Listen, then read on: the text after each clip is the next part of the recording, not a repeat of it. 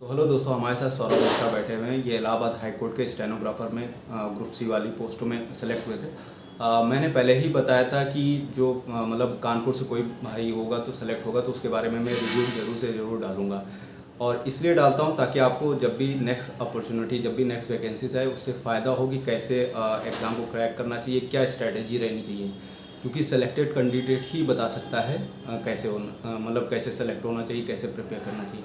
तो सबसे पहले मैं अपने चैनल पे शुभम सौरभ मिश्रा का स्वागत करता हूं और उन्होंने मुझे समय दिया, इसके लिए बहुत बहुत धन्यवाद। नमस्कार भैया, पहले बताइए, आप पहले अपने बारे में बताइए।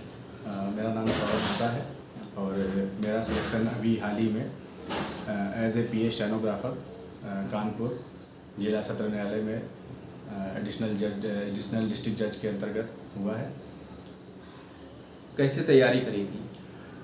मेरी स्टडी अप्रॉक्स 19-20 से ही चल रही है।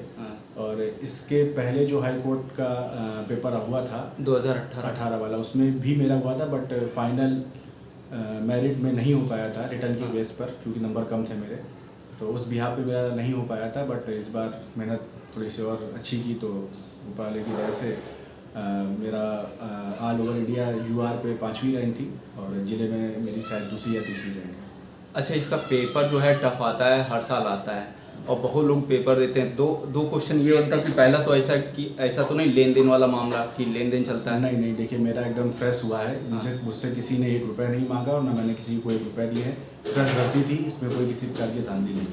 अब आता है कट ऑफ, जैसे मार्क्स बताए नहीं जाते इसमें, है ना? तो क्या रहा था, कितना मार्क्स बना था? मेरे रिटर्न में इस बार अप्रॉक्स 78 मार्क्स रहे थे और मेरा स्टेनो वगैरह अच्छा था ही, टाइपिंग मेरी अच्छी थी। तो उसमें अगर मैं अंदाज़ा लगाता हूँ तो अप्रॉक्स 100 नंबर का टाइपिंग और स्टेनो का टेस्ट होता है, जिसमें मुझे लगता है कि मेरे 95 प्लस ही मार्क्स रहेंगे। ओके। अच्छा, ये जब फॉर्म आया तो क्या था, समय तो ज़्यादा दिया नहीं जाता है? हाँ, इस बार फॉर्म जो आया उसमें बहुत ज़्यादा समय नहीं दिया। अप्रॉक्स नवंबर में ये फॉर्म आया था और दिसंबर या जनवरी में पेपर कराया गया और फिर इस तरह से प्रक्रिया इसकी चलती रही। तो ये उनके लिए थोड़ा सा फ़ायदेमंद नहीं रहा। जो बच्चे बिगनर थे, जो बच्चे पहले से तैयारी कर रहे थे, उनके लिए थोड़ा सा बेटर रहा ये। पहले से तैयारी था, जैसे यही सिर्फ इलाहाबाद हाई कोर्ट की तैयारी कर रहे थे कि एसएससी स्टेनो के चक्कर में? एक्चुअली मैं स्टेनो की ही तैयारी करता हूँ, तो इसलिए एसएससी स्टेनो है या इलाहाबाद स्टेनो है या पहले पैरामिलिट्री फोर्सेस में स्टेनो है, तो स्टेनो की ही पर्टिकुलर तैयारी मैं करता हूँ। इसके अलावा कुछ फॉर्म्स हैं जिन पे मुझे लगता है अप्रोच मैं कर सकता हूँ, तो मैं उसकी तैयारी करता हूँ। कितना टाइम लगा था स्टेनो सीखने में? स्टेनो सीखने में अप्रॉक्स मुझे 1 साल तो मैं मान सकता हूँ कि 1 साल मुझे लग गया होगा, क्योंकि कंटिन्यू से क्लासेस नहीं हो पाई मेरी। वरना अप्रॉक्स आप 5-6 महीने में अगर मेहनत करते हैं तो 6 महीने में आप स्टेनो प्रॉपर सीख सकते हैं। कितना टाइम देते थे स्टेनो के लिए घर में?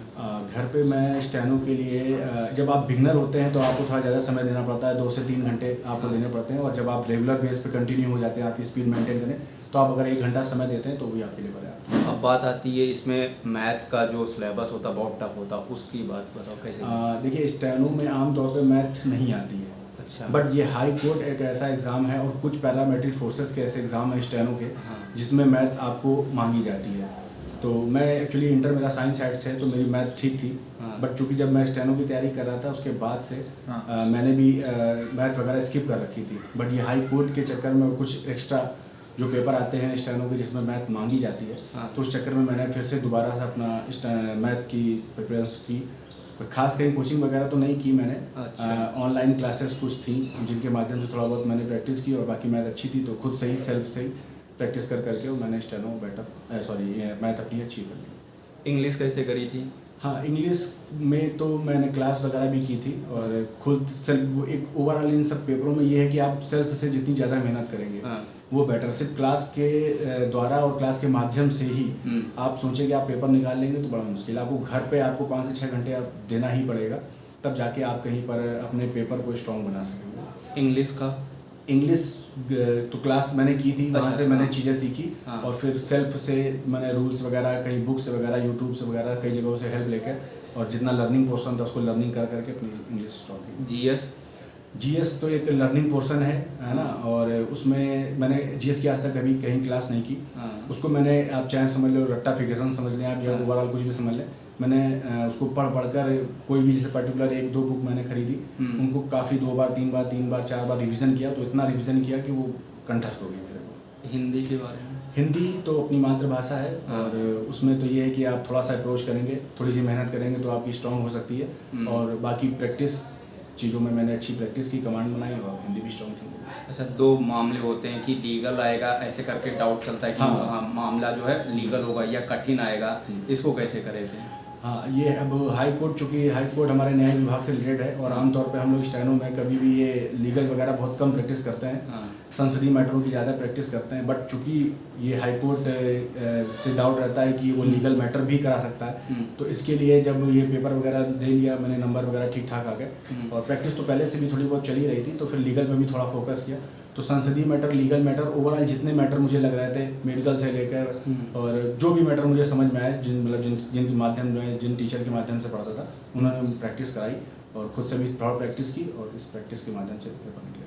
अच्छा, जब जैसे रिटर्न हो गया था तो इसके बाद कितना मतलब मेहनत स्टार्ट कर दी थी? ज़्यादा कितना टाइम? रिटर्न में एक्चुअली पहले से ही मेरा थोड़ा प्रोसेस चल रहा था। मैं ऐसा तो नहीं कि मैंने स्टेनो छोड़ रखी थी, थोड़ा थोड़ा घर पे भी प्रैक्टिस करता था यूट्यूब किया जिसके माध्यम से। और जब मैंने चूँकि जब पेपर आ गया तो फिर मैं रिटर्न पे टोटल ओवरऑल फोकस करने लगा, और रिटर्न का पेपर देने के बाद जैसे ही आंसर की आई और मैंने अपने नंबर काउंट किए, वो कुछ डाउट में ओवरऑल मिला के सब जब 78 मेरे फाइनल बन गए थे, उसके बाद से फिर मैंने अपनी प्रैक्टिस 4-4, 5-5 घंटे कंटिन्यू कर दी। अच्छा, एक और क्वेश्चन बनता है कि जब वहाँ पे आप टाइपिंग देने जाते हैं, बहुत लोग नर्वस हो जाते हैं, हाथ कांपता है, ऐसे करके सिस्टम होता है कि कहीं होगा कि नहीं होगा, उसको कैसे झेल लेते हैं? देखिए, ये चीज़ें तो नेचुरल हैं कि आप जब कभी पेपर देने जाएंगे, अगर आप खासकर बिगनर हैं, तो आपके ऊपर इतना प्रेशर रहता है पेपर को लेकर और वहाँ के वातावरण को लेकर, इतना डर जाते हैं आप कि आपको आती हुई चीज़ें भी आप उतना अच्छा परफॉर्मेंस नहीं कर पाते हैं वहाँ पर। तो इसके लिए आपको अच्छी अपनी प्रैक्टिस बनानी पड़ेगी, ठीक है, और अपने बोले तो कह सकते हैं कि अपने आप को धैर्य बनाकर अच्छा सा कंसंट्रेट करके अपनी चीज़ों पर फोकस करके चीज़ें करेंगे तो आपका वो निकलेगा आपको। अच्छा, वहाँ ये लगता है जैसे कोई सेलेक्ट बंदा आ जाए, बहुत लोग आते हैं ना कि अदर डिपार्टमेंट में सेलेक्ट हैं और फिर आप के पास नौकरी नहीं है, तो इसका प्रेशराइज होता है दिमाग में? हाँ, कह सकते हैं कि वो लोग आकर थोड़ा सा डिमोटिवेट करते हैं कि मैं यहाँ पर हूँ और मेरी इतनी टाइपिंग है, इतनी स्पीड है, तो आप उनकी बातों पे ध्यान न दें, क्योंकि आप जितना माहौल में वहाँ घुलने की कोशिश करेंगे आपको उतना ही ज़्यादा वहाँ प्रेशर फील होने लगेगा, क्योंकि लोग कई तरह तरह की बातें करते हैं, हर तरह से आपको इधर से उधर, उधर से उधर, ये टाइपिंग इतनी टफ आ रही, इतना वो आ रहा है। आप अपने ऊपर विश्वास बना के रखें और आपने जितनी मेहनत की है आप उस पर अपनी कमांड बना कर रखें और आप वहाँ पर अपना 100% दें। अच्छा, ये तो मुझे पता है कि आप इसमें हो गए, अब इसके अलावा भी आपके कई एग्ज़ाम क्वालिफाई हों, उसके बारे में बताइए। अभी इस साल ही मैंने फॉरेस्ट रेंजर का एग्ज़ाम मैंने क्लियर करा था, और ग्रुप डी का भी मेरा एग्ज़ाम इसी साल जो अभी रेलवे की भर्ती थी उसका ग्रुप डी का भी मैंने क्लियर करा था। और इससे पहले मैंने यूपी TSS के स्टेनो के पेपर क्लियर किए थे, बट उस समय मेरी स्टेनो बेटर नहीं थी, तो उस वजह बिहार पर नहीं निकल पाए। जूनियर असिस्टेंट के भी पेपर क्लियर हुए मेरे, और भी इस तरह से कुछ पेपर हैं जो मुझे अभी दिमाग में याद नहीं आ रहा है, मैंने कुछ पेपर और भी इस तरह से किया। अच्छा, पीए और पीएस में अंतर क्या है वहाँ पे? वो एक ही पोस्ट है अप्रॉक्स, ज़्यादा कुछ फ़र्क नहीं। उसे पर्सनल असिस्टेंट कहते हैं, उसको पर्सनल सेक्रेटरी कहते हैं, ठीक है। तो एज ए स्टेनो को वहाँ पर हाई कोर्ट में, सॉरी, जिला सत्र न्यायालय या हाई कोर्ट में स्टेनो ना कह के पीए कहते हैं या पीएस कहते हैं, पर्सनल असिस्टेंट या पर्सनल सेक्रेटरी, उस तरह से। पावरफुल जॉब है? हाँ, पावरफुल जॉब है, आपको सम्मान मिलेगा। आप वहाँ पर जितने भी सीनियर जज हैं आपके वहाँ पर, उनके बाद अगर देखा जाए जिला सत्र न्यायालय हो या हाई कोर्ट हो, आपका ही नंबर एज ए स्टेनो या एज ए पीए आता है। उसके बाद फिर ग्रुप सी और ग्रुप डी, इस तरह से श्रेणियाँ बनती हैं। वर्कलोड कितना है, कितना वर्क? देखिए, अपने यहाँ जिला सत्र न्यायालय में वर्कलोड है, नो डाउट। अपने यहाँ कोर्ट में काफ़ी काम है, ठीक है, बट अगर वो कहा जाए कि बहुत ज़्यादा काम है तो ऐसा नहीं कहूँगा, क्योंकि वहाँ भी सेक्शन बटे हुए हैं कि lower division clerk, lower division का है, फिर ये सेशन कोर्ट है, इस तरह से। तो मेरी पोस्टिंग सेशन कोर्ट में है, तो बहुत ज़्यादा तो लोड नहीं है मेरे पास अभी, बट जो लोअर में है हमारे जो मजिस्ट्रेट्स वगैरह के साथ, उनके पास ज़्यादा बर्डन है, तो वहाँ थोड़ा बहुत वर्क रहता है, बट इतना नहीं कि आप वर्क तले दब जाए। टाइमिंग हमारी ठीक है, अपना 10 से 5 के बीच की टाइमिंग है, और उसके बीच में ही आपको काम करना है। और अगर आपको कुछ पेंडिंग है तो आप अपना 5 से 6 या 6:30 ऐसा कर सकते हैं, वो आपके ऊपर है। ऐसा नहीं कि बहुत प्रेशराइज है, आपको अपना काम करना ही पड़ेगा, कैसे भी करें, आप जल्दी करें, लेट करें, जैसा करें वो आपकी सुविधा अनुसार। अच्छा, यहीं तक सीमित रहने का मन है कि आगे कुछ मतलब अभी इसके तो मेरा मुझे पहला तो वही था कि मुझे कहीं पर एक स्टेप मिले फिर स्टैंड करने के लिए, तो वो स्टैंड मिलने के लिए मुझे मिल गया है एक स्टैंड। अब अगर नेक्स्ट तैयारी मेरी APS की होगी जो सचिवालय के थ्रू आएगी, अब उसकी तैयारी करने का विचार है। अब छोटा सा कि क्या सजेशन देना चाहते हो जो लड़के तैयारी कर रहे हैं, नेक्स्ट भर्ती जब आएगी उसके बारे में क्या करना चाहते हो, कैसे तैयारी करें, क्या स्ट्रेटेजी अपनाएं, कितना पढ़ें और कैसे सोर्सेज अपनाएं ताकि उनका इस हिट में हो जाए, मतलब जब भी नेक्स्ट भर्ती आए? देखिए, मैं अपने भाइयों से इस चैनल के माध्यम से सिर्फ यही कहना चाहूँगा कि आप अपने आप को निराश मत करें, ठीक है। जब तक आप दिमागी रूप से स्वस्थ नहीं होंगे तब तक आपके पेपर निकल पाना बड़ा ही मुश्किल है, क्योंकि आपको तरह तरह की आपको कमियां और तरह तरह की चीज़ें बताई जाएंगी कि ऐसा है वैसा है, आप ये नहीं कर सकते वो नहीं कर सकते। तो इन सब चीज़ को दरकिनार करते हुए आप अपनी प्रैक्टिस में लगे रहें, ठीक है। और आपको जिस पेपर में आपको थोड़ा सा एक फोकस करना पड़ेगा कि अगर आपको SSC स्टेनो निकालना है या हाई कोर्ट निकालना है या डिफेंस में जाना है कहीं पर, तो उस चीज़ के बारे में, उस पेपर के बारे में, जो भी प्रीवियस पेपर हो उन पे अच्छी आप प्रैक्टिस करें, उनमें देखें कि आप किस किस टॉपिक से क्या क्या चीज़ें आ रही हैं और किस किस चीज़ें से कहाँ से किन बुकों का सहारा ले सकते हैं आप, जो भी आपको प्रेफर की जाए या आप तैयारी कर सकते हैं जिनके माध्यम से। और बहुत ज़्यादा बुक खरीदने की ज़रूरत नहीं है, एक दो बुक अच्छी सी खरीदें आप और उन पर कमांड करें कम से कम 3 से 4 बार। आप क्या करते हैं कि आप बुकें तो खरीद कर खूब बुक खरीद लाते हैं, 1 बुक 2 बुक 3 बुक 10 बुक खरीद कर रख लेते हैं, बट पढ़ते आप किसी बुक से नहीं है। तो 1 बुक 2 बुक जो भी बुक खरीदें उन पे अच्छी खासी कमांड बना के रखें, उसको 2 बार 3 बार खूब अच्छे से प्रैक्टिस करें और जिस एग्ज़ाम की आपको तैयारी करनी है उस पर टोटल फोकस होकर आप तैयारी करें, क्योंकि बीच में बहुत सारे एग्ज़ाम आ जाते हैं, फिर आप अपनी तैयारी छोड़कर उन एग्ज़ाम में अटैच हो जाते हैं, तो जिसकी वजह से उस एग्ज़ाम की तैयारी खराब हो। जब वो एग्ज़ाम आता है तो आप उतनी तरह से तैयार नहीं हो पाते। तो जिस एग्ज़ाम की आप तैयारी कर रहे हैं उस पर टोटल फोकस करें और उनमें जो जो सब्जेक्ट आने हैं उन पर कमांड करें, उनमें जो बुक हैं, जो टीचर हैं, जो आपको लगता है कि ये परफेक्ट हैं या आप इनकी तरह से तैयारी कर सकते हैं, उन पे आप अच्छी सी कमांड करें, उनको रिवीजन करें, 2 से 3 बार प्रैक्टिस करें, खुद के नोट्स बनाएं और ज़्यादा से ज़्यादा आप मेहनत करेंगे, खुद का समय दें, क्योंकि इस समय कंपटीशन का लेवल बहुत हाई है। तो ऐसा नहीं कंपटीशन का लेवल हाई तो आपका हो नहीं सकता, आपका भी होगा, जब मेरा हो गया है तो आप लोगों का भी होगा। उसके लिए करना आपको कुछ नहीं है, बस अपनी जो बुक्स हैं उनकी आप अच्छी से प्रैक्टिस करें, जो आप जहाँ जा रहे हैं पढ़ने वहाँ पे करें और सेल्फ से सबसे बड़ी बात है कि आप सेल्फ से कम नहीं तो कम से कम 5 घंटे 6 घंटे आप पर सब्जेक्ट में 1 घंटे 1.5 घंटे जिस हिसाब से आपको जो वीक लगता है उस पर 2 घंटे, जो कम वीक है उसमें आधे घंटे पौन घंटे, हर सब्जेक्ट को रोज़ समय जरूर दें। जब आप रोज़ समय देंगे तभी आपकी कमांड अच्छी होगी।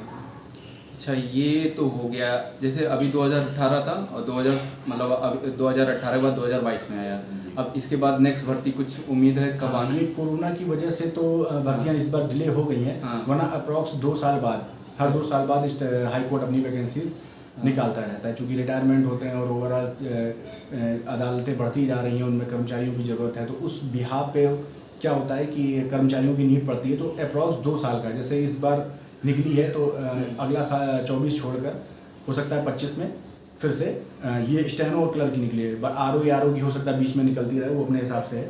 तो 2 साल आमतौर पे, तो हर 2 साल पे आमतौर पे वैकेंसी निकलती है। थैंक यू सौरभ मिश्रा भाई, इनने बहुत से अच्छी तरीके से बताया। देखिए, ये वीडियो मेन बनाने का उद्देश्य था कि इलाहाबाद हाई कोर्ट की जो लोग तैयारी कर रहे हैं अगर सही से तैयारी करेंगे तो होगा। देखिए, ये भाई यहीं रहते हैं, ज़्यादा दूर नहीं रहते हैं और परफेक्ट तैयारी करिए, पहले हिट में निकाल भी लिया है इन्हें, कोई भी ज़्यादा डिस्ट्रैक्शन नहीं है। आप मैंने सभी चीज़ें कवर करके बताइए, एकदम फोकस था इनका एम कि हमें निकालना है ना। इनने टाइपिंग में गड़बड़ी करी, बहुत लोग बहुत समय से तैयारी कर रहे होते हैं, वहाँ पे जाके फंबल हो जाते हैं, डर जाते हैं, तो इनके साथ ऐसा कुछ नहीं हुआ और प्रॉपर गाइडेंस, कहीं ज़्यादा ये कोचिंग भी नहीं जाते थे, घर पे तैयारी करते थे, नहीं लोग 10 जगह कर रहे हैं ये। तो इस वीडियो को सही से देखिएगा, पूरा स्ट्रेटेजी सही से बताया कि बिल्कुल एकदम जो होता है कि लड़के सही से तैयारी करनी चाहिए, तो इनने बताया और हमें टाइम नहीं मिल रहा था, भाई ने टाइम दिया है और सही से पूरा एक एक चीज़ बताया। तो सबसे बड़ी बात, हम तो इनके लिए हमारा धन्यवाद कि हमें बताया और हमें टाइम दिया और आप इनके मोटिवेशन देख के आप इन आगे और बढ़ें, ताकि आपका APS और भी जो भी आपका मोटिवेशन अभी कुछ भी है वो आप कायदे से तैयारी करें ताकि सेलेक्ट हो। थैंक यू भाई, हमें समय देने के लिए।